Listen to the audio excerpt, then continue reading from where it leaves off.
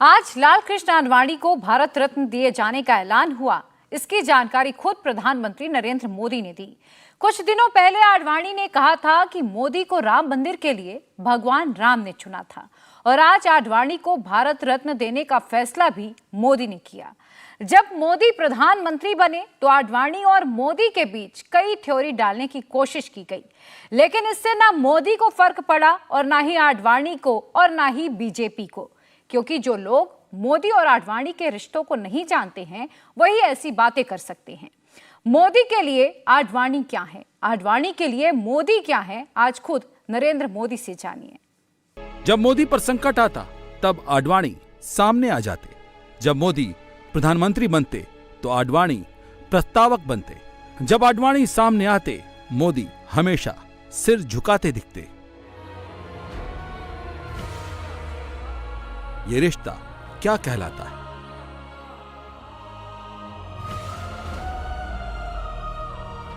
विरोधी कुछ भी कहते, मोदी कुछ नहीं बोलते।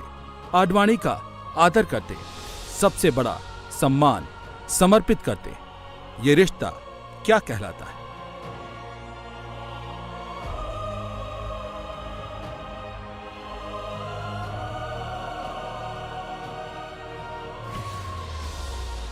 ये रिश्ता क्या कहलाता है? मोदी और आडवाणी के बीच रिश्ता क्या है, ये मोदी विरोधी नहीं समझ पाएंगे।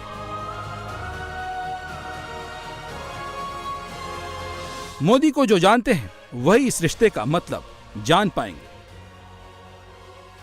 पॉलिटिकल टर्म में इस रिश्ते को समझेंगे तो ये रिश्ता वही रिश्ता है जो गुरु द्रोणाचार्य का था और उनके शिष्य अर्जुन का था।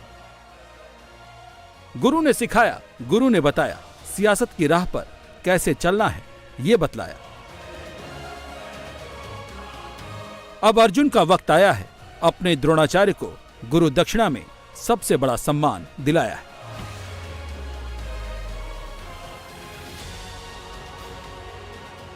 आज देश ने अपने एक महान सपूत पूर्व उप प्रधानमंत्री लाल कृष्ण आडवाणी जी को भारत रत्न देने का भी निर्णय लिया है।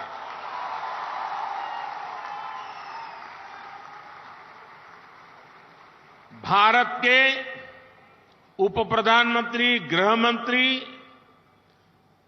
एवं सूचना प्रसारण मंत्री के रूप में और दशकों तक एक निष्ठावान, जागरूक सांसद के रूप में आदरणीय आडवाणी जी ने देश की जो सेवा की है वो अप्रतिम है।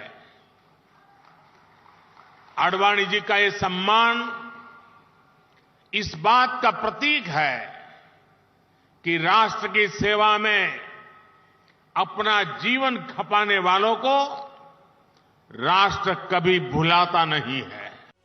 इस रिश्ते को लेकर तमाम बातें कही जाती हैं, तमाम सवाल किए जाते हैं, लेकिन सच तो यह है कि वो इस रिश्ते को जानते ही नहीं।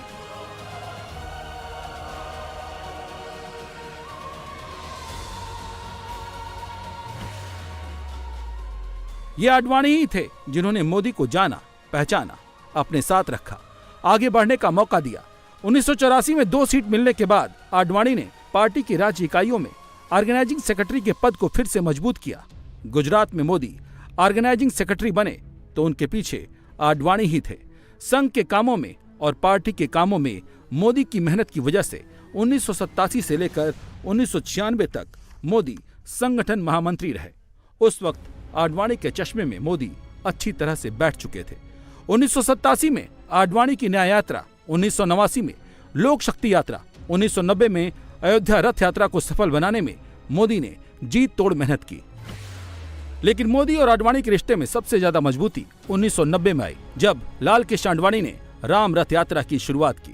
सोमनाथ से चला है और जिसके मन में संकल्प किया हुआ है कि 30 अक्टूबर को वहां पर पहुंच करके कार सेवा करेंगे और मंदिर वहीं बनाएंगे, उसको कौन रोकेगा। इस रथ यात्रा ने 3 काम किए। एक, लाल कृष्ण आडवाणी को प्रखर हिंदुत्ववादी नेता के तौर पर स्थापित किया और दूसरा, भारतीय जनता पार्टी को भी अभूतपूर्व राष्ट्रीय शक्ति मुहैया कराई। और तीसरा, आडवाणी के रथ पर दिखने वाले नरेंद्र मोदी की कार्य कुशलता का लोहा माना गया। श्री लालकृष्ण आडवाणी की सोमनाथ से अयोध्या तक की विशाल राम रथ यात्रा। राम रथ यात्रा सोमनाथ मंदिर से 16 राज्यों से गुजरने वाली थी। बीजेपी का बहुत बड़ा ये शक्ति प्रदर्शन था, जिसका मुख्य चेहरा आडवाणी थे, जिसे सफल बनाने की जिम्मेदारी पहली बार नरेंद्र मोदी और प्रमोद महाजन को दी गई। और ये नाम ऐसे नहीं आया। न्याय यात्रा, लोक शक्ति यात्रा में मोदी अपने काम की वजह से बीजेपी और आडवाणी की नजर में आ चुके थे। सोमनाथ यात्रा का पूरा प्लान वेरावल में तैयार हुआ। 8 दिन तक मोदी और प्रमोद महाजन ने मिलकर प्लानिंग की। नरेंद्र मोदी ने ही पूरी राम रथ यात्रा का रूट मैप तैयार किया। सिर्फ रूट मैप ही नहीं, कैसे आयोजन होगा, सभाएं कहाँ होंगी, कैसे लोग मोबिलाइज होंगे, सारी छोटी छोटी प्लानिंग मोदी ने ही की थी। ये सारी बातें जब आडवाणी को पता चली तो आडवाणी बहुत प्रभावित हुए। मोदी रथ यात्रा में उनके साथ दिखे।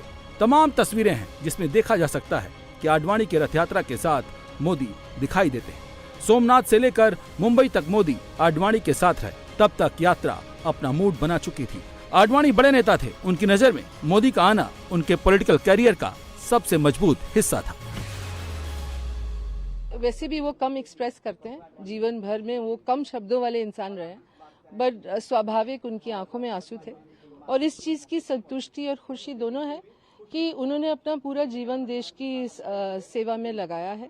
और मैं मानती हूँ कि उनके जीवन के इस पड़ाव पर इस तरह के सर्वोच्च सम्मान से नवाजा जाना बहुत बड़ी बात है और हम लोग बहुत खुश हैं इसके लिए। बहुत खुश थे। उन्होंने एक स्टेटमेंट भी उस समय दिया था। वो बहुत खुश थे। स्वाभाविक है कि उनके जीवन का एक ऐसा सपना जिसके लिए उन्होंने काफ़ी समय से संघर्ष भी किया, उसमें मेहनत भी की, वो सपना पूरा हुआ, तो इसके लिए वो बहुत खुश हैं। वो बहुत भावविभोर हैं। सुबह से आंखों में आंसू है। जो अक्सर उनका व्यक्तित्व इस तरह का है कि कोई उनकी प्रेज करता है तो उनके स्वाभाविक आंसू आ जाते हैं आंखों में। दूसरे टाइम जब आते हैं तब वो तिरंगे को सलाम करते हैं। ये दो समय में या उनकी कोई ज़्यादा प्रशंसा करे तब आते हैं, या फिर देश से कुछ लेने देने वाली बात हो तब आते हैं। तो he is very overwhelmed and he wants to thank and Srimati Draupadi Murmu and more importantly the people of the country, and he feels very satisfied and gratified at this stage of his life. Advani रास्ता दिखाते रहे, मोदी उस रास्ते पर चलते रहे। आज अर्जुन ने अपने द्रोणाचार्य को गुरु दक्षिणा दी है। उसकी वजह यही है। जैसे जैसे दिन बीतते गए रिश्ता और मजबूत होता गया। बहुत कम लोग जानते होंगे 1991 में मुरली मनोहर जोशी जब कन्याकुमारी से श्रीनगर तिरंगा यात्रा कर रहे थे, उसमें नरेंद्र मोदी का बहुत अहम रोल था। आडवाणी के कहने पर उन्हें इस यात्रा का इंचार्ज बना दिया गया। एकता यात्रा का पूरा मैनेजमेंट मोदी को मिला। मोदी की जबरदस्त प्रशासनिक क्षमता की वजह से वो राष्ट्रीय राजनीति पर छा गए। ऐसा था आडवाणी और मोदी का रिश्ता, और ये भरोसा वक्त के साथ बढ़ता रहा। मैं इस सभा से निवेदन करूंगा कि हम सब लोग आदरणीय प्रधानमंत्री जी का जहां धन्यवाद करते हैं, वहीं लाल कृष्ण आडवाणी जी को भारत रत्न मिलने पर उनको हार्दिक बधाई भी देते हैं। ये मैं जरूर कहूंगा। आडवाणी जी हमारे वो नेता हैं जिन्होंने जमीनी स्तर पर बूथ स्तर से काम करते हुए वो एक बार नहीं कई बार राष्ट्रीय अध्यक्ष रहे। उन्होंने पार्टी की सेवा की। आज जो ये विशालकाय पार्टी, एक बड़ी पार्टी, दुनिया की सबसे बड़ी पार्टी बनी है, ये संभव तभी हुआ है जब आडवाणी जी, अटल जी जैसे लोगों ने इसको अपने खून पसीने से सींचा है। 1991 में आडवाणी ने गांधीनगर से पहला चुनाव लड़ा तो सबसे ज्यादा भरोसा मोदी पर ही किया। मोदी ने उनके चुनाव का प्रभारी अमित शाह को बनाया। उसके बाद तो दोनों के बीच के रिश्ते और भी प्रगाढ़ होते गए। 1998 से 2014 तक आडवाणी गांधीनगर से चुनाव लड़े। सारी जिम्मेदारी अमित शाह और मोदी देखते रहे। मोदी ने ऐसे ही आडवाणी को गुरु नहीं बनाया, ऐसे ही भारत रत्न गुरु दक्षिणा में नहीं दिया। जब जब मोदी पर संकट आया, सामने ढाल के रूप में आडवाणी ही खड़े दिखाई दिए। वो साल था 2002 का। फरवरी 2002 में गोधरा कांड के बाद गुजरात में दंगे भड़के। मोदी सरकार पर आरोप लगा कि उनका प्रशासन मूक दर्शक बना रहा और दंगों की आग पर काबू पाने के लिए जरूरी कदम नहीं उठाए गए। यहाँ तक कि प्रधानमंत्री वाजपेयी ने भी मोदी को राजधर्म का पालन करने की नसीहत दी। पीएम वाजपेयी ने मोदी को बर्खास्त करने का भी मन बना लिया था, लेकिन लालकृष्ण आडवाणी ही वो शख्स थे जिनके वीटो से मोदी बच गए। जहां कहीं भी लाल कृष्ण आडवाणी की रथ यात्रा गई, वहां पर इन तमाम मुकामात पर हिंदू मुसलमान फसाद हुआ, इंसानियत की मौत हुई। और अफसोस की बात यह है कि नरेंद्र मोदी की हुकूमत उनको इस मुल्क का सबसे बड़ा सिविलियन अवार्ड भारत रत्न से नवाज रहे हैं। इससे देश को क्या पैगाम दे रहे हैं कि हम देश में ऐसे लोगों को सबसे बड़ा सिविलियन अवार्ड देकर हम क्या पैगाम दे रहे हैं? हम ये पैगाम दे रहे हैं कि हम एकजहती कायम करेंगे हिंदू मुसलमानों में। आप बताइए नरेंद्र मोदी की हुकूमत क्या पैगाम दे रही है? मोदी विरोधी ऐसे ही नहीं आडवाणी को भारत रत्न देने पर तिलमिलाए हुए हैं, लेकिन जो आडवाणी ने मोदी के लिए किया, मोदी ने वैसे ही उन्हें लौटा दिया। ये है मोदी आडवाणी का रिश्ता। यही नहीं, 2009 में आडवाणी को पीएम फेस बनाया गया तो पूरी कैंपेन मोदी ने ही संभाली थी।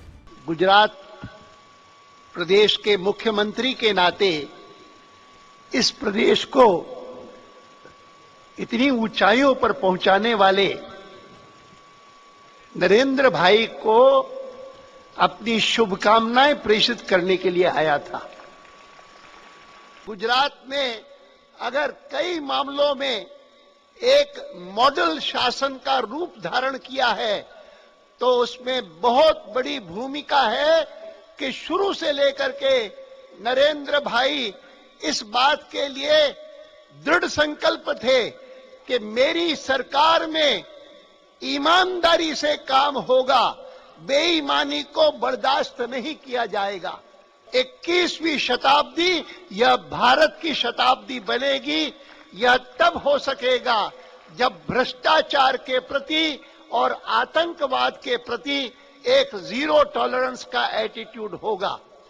गुजरात में नरेंद्र भाई के नेतृत्व में यह दोनों बातें संभव हुई हैं।